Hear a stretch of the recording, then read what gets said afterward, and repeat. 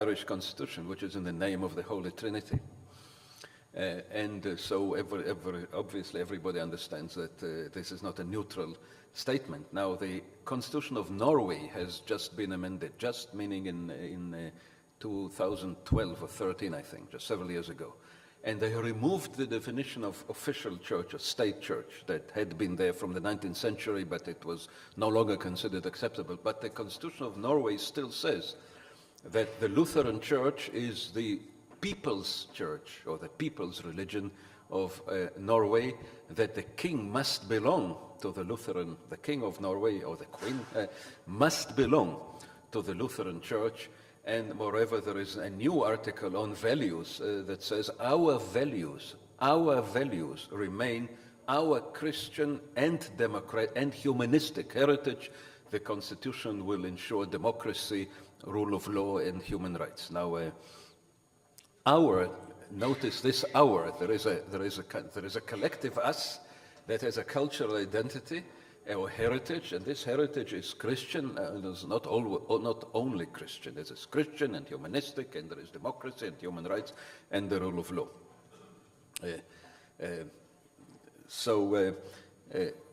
Somewhat pedantically, you could claim that the provision for the king to be necessarily a member of the Lutheran Church is a violation of civic equality, because it is actually discrimination by religion. But I think this is too pedantic, because in fact the office of a king is not a modern institution. It is a traditional institution that does not conform to any rules of democracy. It is only legitimate because it is powerless politically, and there is no civic right of a Norwegian citizen to be a king or queen, and so there is no violation of a civil right. But the king is a symbolic head of state. But what is symbolized by this provision is exactly the opposite of state neutrality. It is, with a clear message, is that in some symbolic way that does not offend, it's not supposed to offend against civic equality, the Norwegian culture, the Norwegian peoplehood, the Norwegian sense of who we are is connected with the Lutheran Reformed Church. And so I think that a norm, an alleged norm, that is violated by a recently adopted Constitution of Norway, it is probably realistic to say that this is not, in fact, a norm. No, that's not the end of the argument in the normative sense. You could claim that it should be a norm. But the problem is that, one of the problems is that when people argue in favor of strict secularism as the desired norm, people can say Denmark is not good enough, and Greece and Ireland and Norway, and what we should have is strict secularism.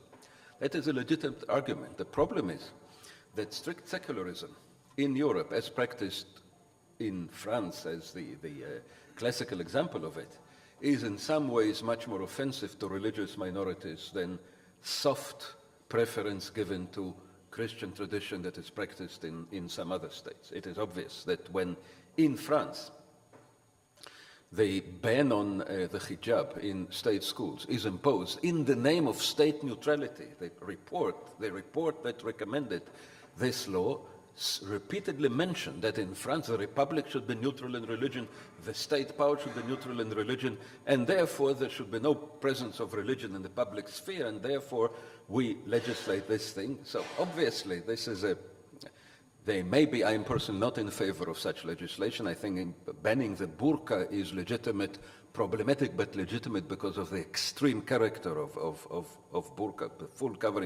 fully covering the face, whereas hijab, I would not have supported such a legislation. But whatever arguments you can bring in favor of this, in the name of the French tradition of laïcité, it is absurd to claim that what it defends is the principle of neutrality, when millions of people in France feel that their culture, their particular culture, is disrespected because what is banned is, after all, a traditional mainstream feature of the Muslim religion, of the Islamic religion. It is not burqa, the hijab, the covering the head is in no way a sign of extremism, just a sign of tradition. And there are, of course, Jewish parallels to all that we can all think of. So I think that we should remember that neutrality in matters of religion is intrinsically non-neutral between religions. And this is a paradox, but I think it's very easy to explain, because when people in France think that religion is, and this is the rhetoric behind this legislation, that religion is essentially a private matter. And so people should keep their religion to their prayers, to their houses of worship, and to their family celebrations, and not demonstrate it in public. Well, they obviously think about Christianity, and above all, modern, liberalized and secularized version of Christianity. I'm not sure that Christianity in past ages was so private, but Christianity was always more private than Islam and Judaism, because Islam and Judaism are religions that include a very strong legalistic element. There is a whole code of law, so it is much less a private. It was always more of a public matter than a private matter. So when the French Republic says, because religion is essentially a private matter, then we impose neutrality, religious neutrality, by forbidding certain behaviors or certain displays of religiosity in the public sphere. What it says is that we favor a secularized version of Christianity over Judaism and Islam, not just in their extreme versions or fundamentalist versions, but in their mainstream versions, because they all, to some extent, are more public and less private than Christianity by the content of the religion itself. So obviously, I think that it is fair to say that the French kind of secularism, of laïcité, is more problematic from the viewpoint of those who are outside the mainstream, for whose benefit the whole idea of neutrality has been invented. The idea is neutrality should favor minorities, okay? And I said there is a case to be made for it, but the result is that that if you proclaim that the state is neutral because religion is strictly a private matter, you actually discriminate against minorities, or at least, if you don't discriminate, you put them in an unfavorable position. So there is a perverse effect in this case. There is a astonishing example of this in Italy. I tread carefully because I want to say a few things about the local legal and constitutional situation. Of course, I'm not a great and not even a medium-sized expert in Italy and the Italian constitution. But there was a famous story, the Lauzi case, when there was a case brought to the European Court of Human Rights by a woman whose two children, a non-Italian-born woman whose two children run Italian state schools, and she protested against the Italian regulation that demands the presence of crucifixes in public schools. There is such a regulation.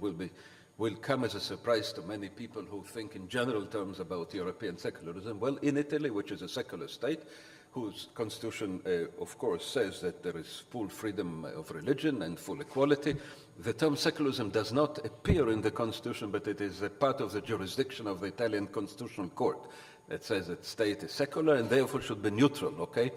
Well, in this neutral and secular state, there is a regulation in force since the 20s that there should be crucifixes in the classrooms of public schools. And this woman claimed that this is against secularism and against state neutrality. The Italian administrative court and the higher administrative court, the local and high administrative court, rejected this petition. She went to the European Court of Human Rights, which first accepted her petition and ruled that it is contrary to European Convention of Human Rights. And then in a second session, the full session of the court overruled the previous decision and allowed the Italian Republic to preserve the crucifix in the classrooms. Now, the court's reasoning is a very modest one. It says they don't delve into ideological questions. They say, yeah, the crucifix is a religious symbol, everybody understands that, but in fact, this very fact does not necessarily make it illegal under the European Convention, because there is no actual religious coercion and there is no brainwashing. The atmosphere in Italian classes is, when they examine the whole regime in the state schools, it is not oppressive to minorities, it is not dismissive of their rights, they celebrate the Ramadan and Jewish holidays. So the Italian state proved that it doesn't oppress minority pupils, and the court says, well, in that situation, you're allowed to give a preference to the symbol that is a symbol of the majority of the Italian people. But the Italian state submission could not say that, because the Italian state submission had to prove that it doesn't offend against secularism. Secularism is not part of the European Convention of Human Rights. So the Italian state submission said the chorus is a state of Italian peoplehood. It is religious by origin, but it is a national symbol, cultural symbol of Italy. Well, that means, of course, that the concept of peoplehood is not neutral between religions. Not that it's discriminatory, in my view. It's okay. I'm not offended as a Jew by such a statement, but one should understand that if you say that the crucifix is some kind of a national symbol in a country like Italy, that means that the state is free, egalitarian, but it is not neutral. I don't think you can seriously claim that it's neutral. But the Veneto Administrative Court, whose judgment is quoted extensively, and I'm sorry I have no time, but I will just summarize it, and you will have to trust me, unfortunately, I have no time. The reasoning of the Administrative Court went much further than that. They were not content to say that the crucifix is a symbol of Italian culture and Italian history, because that sounded too narrowly nationalistic for them. They were looking for a more universal and a more neutral and a more secular defense of the crucifix. So they said the crucifix is a symbol of compassion, of love for your neighbor, empathy to suffering. Crucifix, okay? Humanism, pity, and liberty and democracy and the effect of secularism. All the secular values, the liberal, the humanistic, liberal, and in the final essence, secular values of Western civilization are symbolized by this ultimate symbol of human suffering, of course, of what can happen when people treat other people ungently, okay? So therefore, and they say, amazingly, that it is particularly important that people of non-European background in Italian schools should be subjected to this message of love and compassion and charity and all the good Christian values that are, of course, by nature universal. And there is nothing narrow or partisan and certainly not discriminatory, because Christianity, unlike any other religion, Christianity cannot exclude others without denying itself. And of course, we know that in the history it used to be different, but we say, the court says, that Christianity by its very nature, unlike any other religion, all religious symbols are exclusive by nature, except the crucifix, which, because it is Christian, is inclusive. It embraces, as of course we understand the person in question embraced